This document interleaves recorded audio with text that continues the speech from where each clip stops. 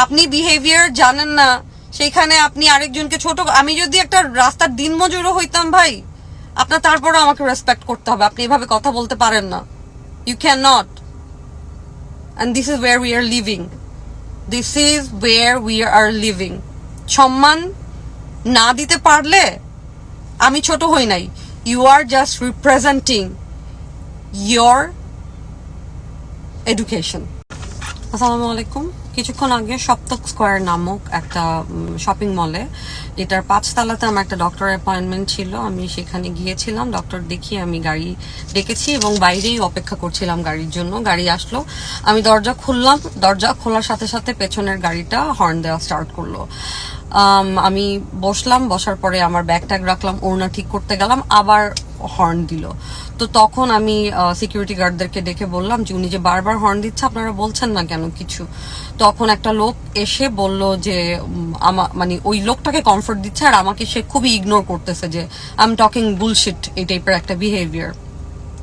So উনি আমাকে মানে এই গাড়িটাকে উনি ইশারায় চলে যেতে বলে ওই গাড়িটাকে আসতে বলতেছে। আমি এটা যদি আপনার গাড়ি হয় তাহলে তো আপনার জানার কথা যে এটা তো উনি ঠিক করছেন। বলছে আপনি জানতো যান, এরকম জাস্ট সাথে সাথে এইরকম একটা বিহেভিয়ার করলো। আর ওনার পাশে আরেকটা লোক, আই ডোন্ট নো ওনার কি ফ্রাস্ট্রেশন, উনি আমাকে সাথে সাথে বলল আপনি জানতো যান, আমাদের সময়ের মূল্য আছে।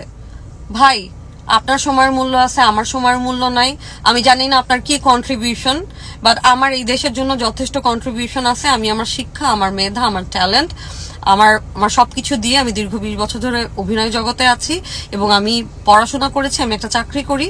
হ্যাঁ, আমি আমার দেশের জন্য যথেষ্ট কন্ট্রিবিউশন আছে, বাট অ্যাটলিস্ট আমার মধ্যে এতটুকু ম্যানার্সও আছে, এতটুকু স্বশিক্ষাও আছে যে কোনটা ম্যানার্সের বাইরে আর কোনটা এই যে মানুষকে এরকম নেগলেক্ট করে, মানুষকে ছোট করে, এটা যে একটা ফ্যামিলিকেও রিপ্রেজেন্ট করে সেটাও আমি খুব ভালো করে জানি।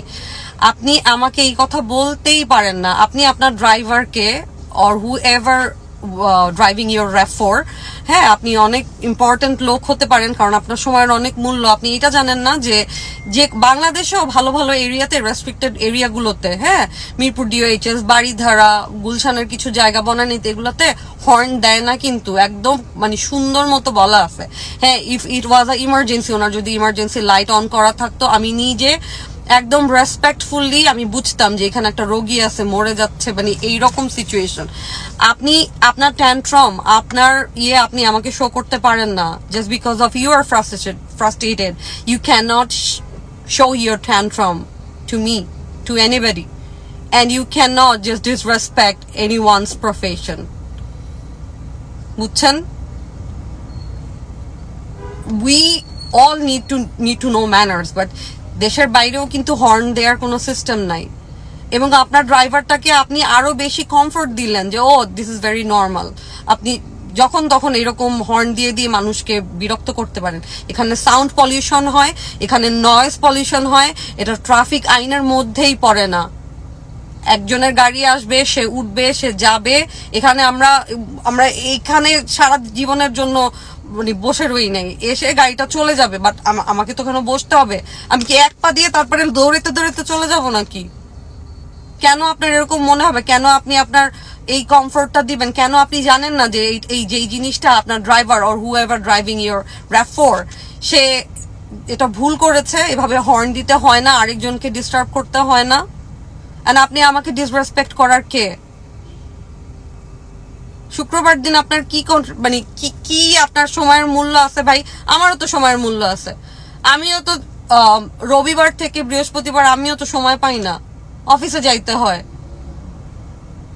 যদিও আমার বাবা মা ইনকাম সোর্স, তারপরেও তো আমি তো বাসায় বসে থাকার মেয়ে না, আমার তো কন্ট্রিবিউশন থাকে বাংলাদেশের জন্য, আমার নিজের জন্য।